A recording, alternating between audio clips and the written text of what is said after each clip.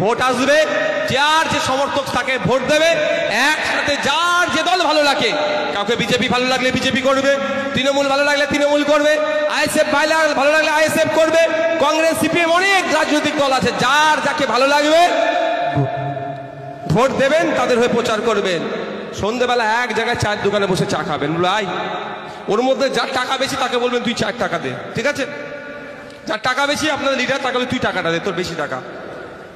কারণ মমতা ব্যানার্জি, শুভেন্দু অধিকারী, দিলীপ ঘোষ, কুণাল ঘোষ, অভিষেক ব্যানার্জি, আপনারা মোহাম্মদ সেলিম, অধীর রঞ্জন চৌধুরী কোনোদিন হাতাহাতি মারপিট করতে দেখেছেন আপনারা?